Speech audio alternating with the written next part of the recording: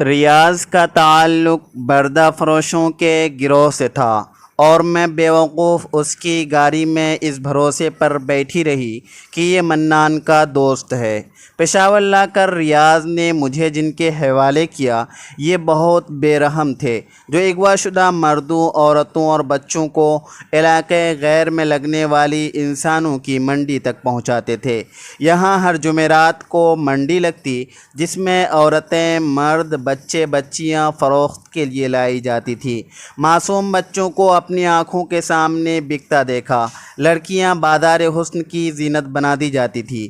خوبصورت نوخیت لڑکیاں تو بیرون ملک کے قحبہ خانوں کے لیے بھی لے جائی جاتی تھی۔ ایک شخص جس نے میرا سودا طے کیا لاہور ہی کا ایک امیر آدمی تھا۔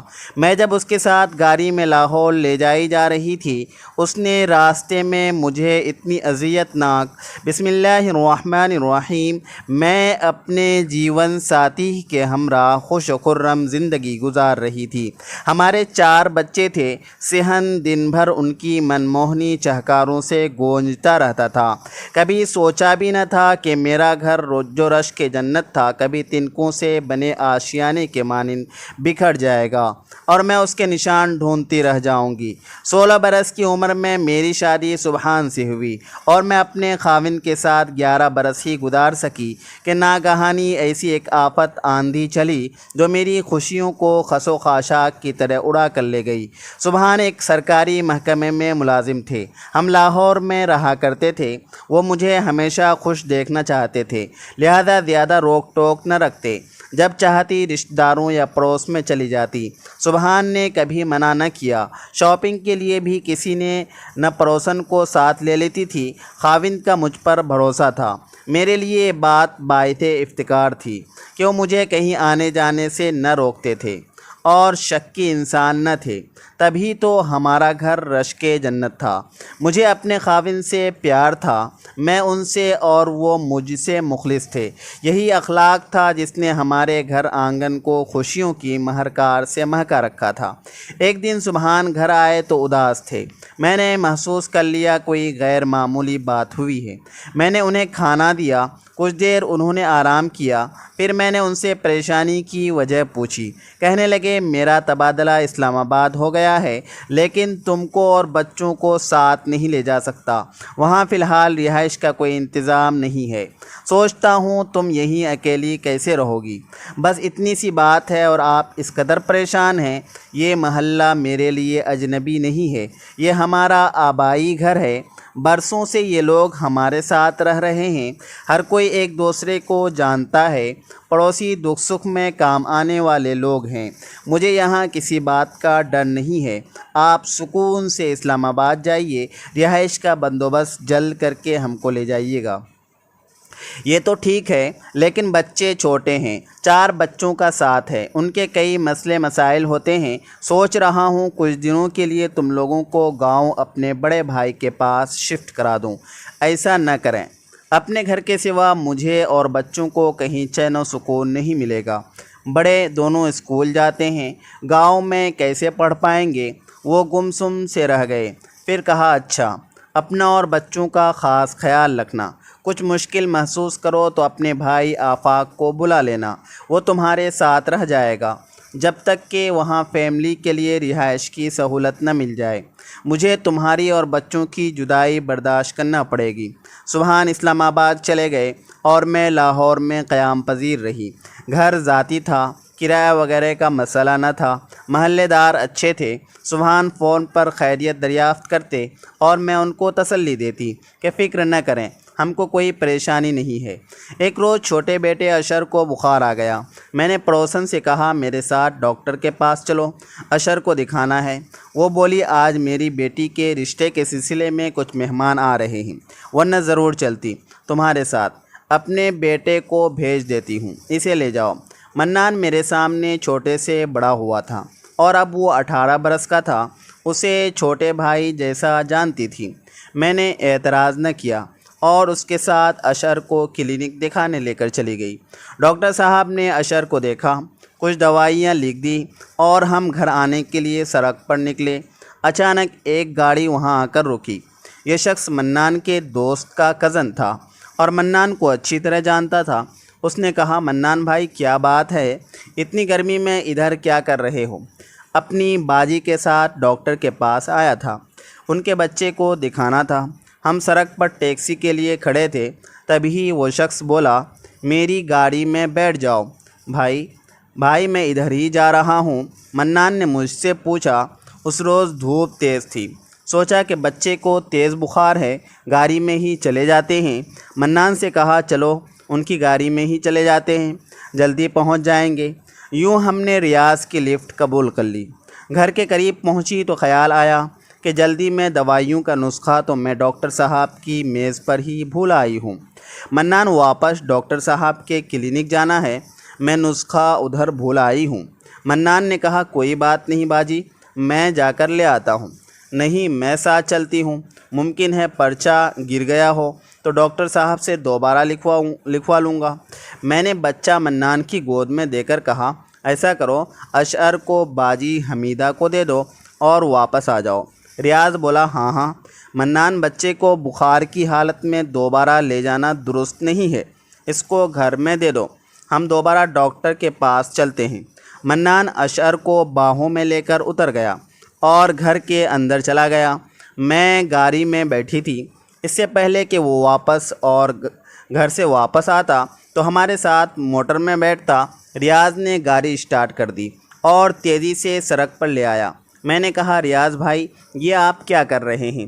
منان کو تو آ جانے دیں۔ کہنے لگا، گاڑی میں پیٹرول ڈلوا لوں، پھر اسے بھی لے چلتا ہوں، ذرا جلدی ہے کیونکہ 4 بجے مجھے پشاور روانہ ہونا ہے۔ اس کے بعد تو گاڑی فراٹے بھرنے لگی۔ میں نے احتجاج کیا تو اس نے پانی کی بوتل مجھے دی۔ باجی آپ پانی پی لیں، گھبرائیے نہیں، ابھی واپس چلتے ہیں۔ وہ سامنے گھر سے گاڑی کے کاغذات اٹھانے ہیں، ورنہ پشاور جاتے ہوئے رستے میں چالان ہو جائے گا۔ مجھے پیاس لگ رہی تھی، میں نے بوتل منہ سے لگا لی۔ اس میں نہ جانے کیا ملا تھا کہ پیتے ہی میں بے ہوش ہو گئی، اور جب آنکھ کھلی تو اپنے گھر اور بچوں سے بہت دور آ چکی تھی۔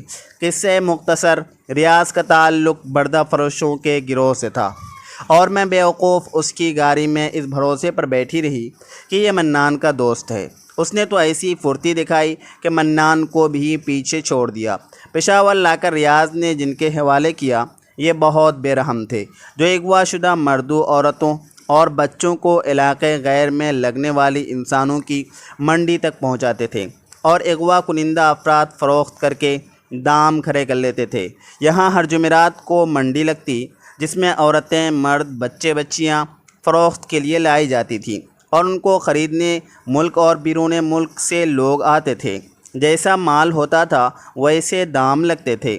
منڈی میں انسانوں کو بکاؤ مال کی طرح بکتا دیکھ کر اپنی آنکھوں پر یقین نہ آیا کہ کیا واقعی دنیا میں ایسا بھی ہوتا ہے۔ اوہ میرے خدا، تیری دھرتی پر کیسے کیسے ظلم نہیں ڈھائے جاتے، اور انسان پر انسان سے بڑھ کر کسی نے ظلم نہ ڈھایا ہوگا۔ دولت ایسی بری چیز تو ہے کہ اسے بدترین ذرائع سے حاصل کرنے پر بھی آدمی نہیں شرماتا۔ معصوم بچوں کو اپنی آنکھوں کے سامنے بکتا دیکھا، تبھی ننھی منی بچیاں اپنے پیارے ماں باپ اور بہن بھائیوں سے دور یہاں بیچنے کو لائی جاتی تھی، اور خریدنے والے نہ جانے کس مقصد سے ان معصوم پھولوں کو خرید کر لے جاتے تھے۔ وہ ان لڑکوں کو گویا غلام بناتے تھے، اور لڑکیاں بازار حسن کی زینت بنا دی جاتی تھی۔ ان کے افسردہ اور اداس چہرے دیکھ کر کلیجہ منہ کو آتا تھا۔ خریدنے والے پاکستانی بھی تھے اور غیر ملکی بھی۔ خوبصورت نوخیت لڑکیاں تو بیرون ملک کے قحبہ خانوں کے لیے بھی لے جائی جاتی تھیں۔ کچھ لوگ تو بے اولاد ہونے کے باعث بچے گود لینے کی خاطر بھی انہیں خریدنے آئے، اور کچھ شادی کے لیے عورت خرید رہے تھے۔ اکثر افراد کو ملازمہ کا مسئلہ مستقل طور پر حل کرنا تھا۔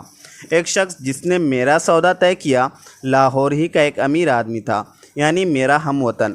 میں جب اس کے ساتھ گاڑی میں لاہور لے جائی جا رہی تھی، اس نے راستے میں بتایا کہ شکر کرو کہ ہم تم کو کسی برے مقصد کے لیے نہیں لے جا رہے ہیں، ہم کو ایک ملازمہ چاہیے جو دن رات ساتھ رہے اور چھوٹے بچوں کی پرورش میں میری بیوی کی مدد کرے۔ بہت ملازمائیں رکھی، لیکن وہ چند دن کام کر کے بھاگ جاتی ہیں اور خدمت گار عورت کا مسئلہ کسی طرح حل نہیں ہوتا، تو اب ہم نے مستقل بنیادوں پر اسے حل کرنے کا سوچا۔ کسی نے ہمیں یہاں لگنے والی منڈی کے بارے میں بتایا تھا۔ مجھے خریدنے والے میرے مالک کا نام اسلم بٹ تھا اور یہ خاصا امیر شخص تھا۔ اس کی بیوی کے ہاں حال میں 2 جڑواں بچے ہوئے تھے۔ اس نے مجھے سمجھا دیا کہ راستے میں شور مچانے کی ضرورت نہیں ہے، ہم تم کو اچھی طرح اور عزت سے رکھیں گے اور تم شکر کرو گی کہ ہم نے تمہیں خریدا ہے۔ تم کسی برے آدمی کا تر نوالا بننے سے بچ گئی ہو۔ تم بھی پاکستانی ہو اور ہم بھی۔ تم میری ہم وطن ہو، اس لیے بہن بنا کر رکھوں گا، مگر بھاگنے کی کوشش نہ کرنا، ورنہ دوبارہ وہیں پہنچا دی جاؤ گی جہاں سے آئی ہو۔ پھر تمہاری قسمت کہ وہاں تم سے کیسا سلوک ہو اور دوبارہ کس قسم کے آدمی کے ہاتھ بیچی جاؤ۔ میں نے بٹ صاحب کی باتیں غور سے سنی، یہ جان لیا کہ یہ آدمی درست کہہ رہا ہے۔ میری قسمت اچھی تھی جو میں کسی سوڈانی، افریقی یا کسی دوسرے غیر ملکی کے ہاتھوں فروخت نہیں ہوئی۔ اپنے وطن میں دوبارہ اپنے بچوں سے ملنے کی ایک آس تھی۔ سوچا ان لوگوں کی خدمت کروں گی، کبھی انہیں مجھ پر رحم آ جائے گا اور مجھے گھر والوں سے ملنا بھی نصیب ہو جائے گا۔ بٹ کی بیوی مجھے دیکھ کر بہت خوش ہوئی۔ اس کو ایسی خدمت گار چاہیے تھی جو میری جیسی شریف ہو اور بچوں کی پرورش کرنا جانتی ہو۔ اس نے مختصر انٹرویو لیا اور میری بیتا کو سرسری سنا۔ بولی، ابھی چند سال تو تم کو اپنا ماضی بھلا کر میرا ساتھ دینا ہوگا، جب تک میرے بچے بڑے نہیں ہو جاتے، پھر دیکھا جائے گا کہ کیا کرنا ہے۔ اگر تم نے ہمارے ساتھ اچھے طریقے اور ایمانداری سے وقت گزارا تو ضرور کوشش کروں گی کہ تمہارے بچوں سے تمہیں ملوا دوں۔ ابھی فوری طور پر یہ ممکن نہیں ہوگا۔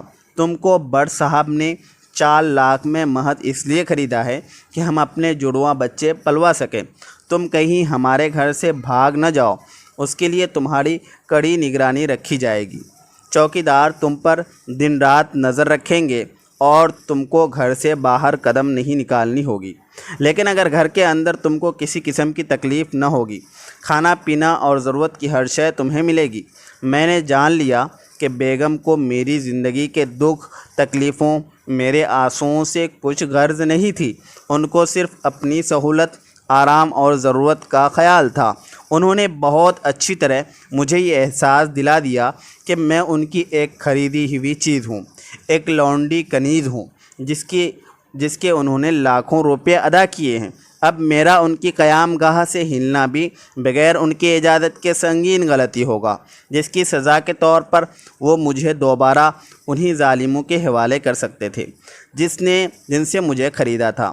وزیرستان کی جانب پاکستان کی آخری چوکی کے بعد سے جو علاقہ شروع ہوتا تھا اور علاقہ غیر کہلاتا تھا، اس جگہ کے تصور سے ہی میرے رونگٹے کھڑے ہو جاتے ہیں، جہاں پاکستان کے مختلف شہروں اور علاقوں سے اغوا کردہ انسانوں کے گروہ لا کر انسانی منڈی میں فروخت کیے جاتے تھے۔ بعد میں حساس اداروں کے طفیل اس علاقے کو کنٹرول میں لے کر ان محصول لوگوں کی بڑی تعداد کو تحویل میں لیا گیا اور انہیں آزاد کرایا گیا۔ میں نے بٹ صاحب کی بیگم کے ساتھ اس امر پر سمجھوتہ کر لیا کہ ان کے نوزائیدہ بچوں کی ایک ماں کی طرح خدمت اور دیکھ بھال کروں گی، ان کا دل جیت لوں گی تاکہ وہ مجھ پر رحم کھا کر مجھے میرے کنبے سے ملوا دیں۔ وہ میری ہم وطن پاکستانی تھی، سو مجھے ان سے اچھی امیدیں تھیں۔ ان کے ایک بچے کی ذمہ داری مکمل طور سے میں نے سنبھال لی تھی۔ ناظرین، اگر آپ میرے چینل پر نئے ہیں تو چینل کو سبسکرائب کر لیں، ویڈیو کو لائک کر دیں اور بچے کو اپنی ممتا کی گود میں بھر لیا۔ بہت محبت سے اٹھاتی، دھیان سے دیکھ بھال کرتی، وہ بھی مجھ سے خوب ہل گیا۔ مالکن کو یقین آ گیا کہ اچھی اور شریف عورت ہے اور یہ ہم کو دھوکہ نہ دے گی۔ ایک بچہ میرے حوالے اور دوسرا ان کے پاس ہوتا۔ مالکن کا خیال ٹھیک تھا، میرا ان لوگوں کو دھوکہ دینے کا کوئی ارادہ نہ تھا، اس امید کی وجہ سے کہ وہ ایک دن خوش ہو کر مجھے اپنی کڑی قید سے آزاد کر دیں گے۔ میں ان کے گھر کا ایک فرد بن چکی تھی، ان کے بچوں کی پیار سے پرورش کر رہی تھی، جس کے بدلے وہ بھی مجھ سے اچھا سلوک کرتے تھے۔ تاہم یہ لوگ میری سخت نگرانی کرتے تھے۔ مالکن مجھ پر نگاہ رکھتی، कहीं भी मैं किसी से बात न करूं। मुझे इजाज़त न थी कि उनके घर से बाहर झांकूं या कदम भी बाहर निकालूं। घर आने वाले मेहमानों से भी कलाम करने की इजाज़त न थी। कितनी बड़ी बदनसीबी थी कि मेरा घर यहाँ से थोड़ी दूर ही था और मैं अपने घर न जा सकती थी, न किसी को पैगाम भिजवा सकती थी और न बच्चों से मिल सकती थी। कभी कभी अपने बच्चों की इस कदर याद सताती कि जी करता कि यहाँ से किसी तरह भाग निकलूं। बाद में जो होगा देखा जाएगा, क्या ख़बर सही सलामत अपने घर तक पहुँच ही जाऊँ, अपने शौहर और बच्चों से मिल जाऊं। फिर उन औरतों के कर्ब से भरे चेहरे याद आ जाते और उनकी चीखें कानों से टकराने लगती थी, जो भागने की कोशिश में पकड़ी गई। नाज़रीन, अगर आप मेरे चैनल पर नए हैं तो प्लीज़ चैनल को सब्सक्राइब कर दें।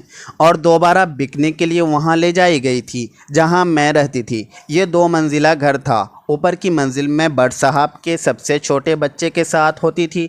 एक शब आधी रात को जब मैं उनके बच्चे को सीने से लगा रही थी, दिल में हौक सी उठी और मुझे अपने बच्चों की सिसकियाँ सुनाई देने लगी। यूँ लगा जैसे कि वो मुझे याद करके रो रहे हों और रातों को उठ कर मुझे घर के आंगन में ढूंढते फिरते हों। तड़प कर उठ बैठी कि उस वक्त मेरी ममता पूरी तरह बेदार हो चुकी थी। बेताबी से कमरे के चक्कर काटने लगी। बट साहब का बच्चा मुझे अपने साथ न पाकर कसमसाया और मेरे कदमों की आहट से बच्चे की आंख खुल गई। मैंने दोबारा थपक कर सुला दिया।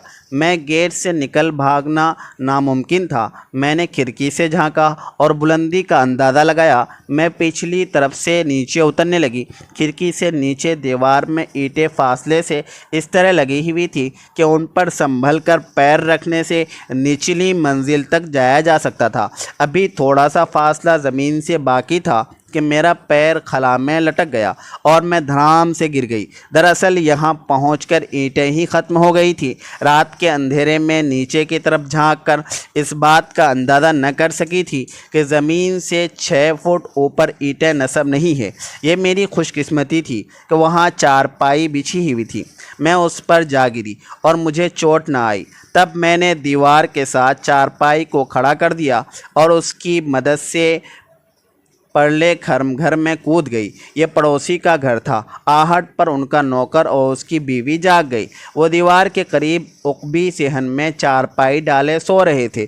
उन्होंने मुझे पकड़ लिया। मैंने हाथ जोड़े कि मैं चोर नहीं हूँ, एक बेबस मजलूम औरत हूँ जो इन लोगों की क़ैद में हूँ। कहा कि खुदारा शोर न मचाओ, मैं सारा हाल बताती हूँ। मेरा अहवाल सुनकर वो भी रो रहे थे और मैं भी रो रही थी। वो मुझे सर्वेंट क्वार्टर में ले आए। औरत ने अपने वो कपड़े दिए जो मैंने पहन लिए और अपना लिबास वहीं फेंक दिया।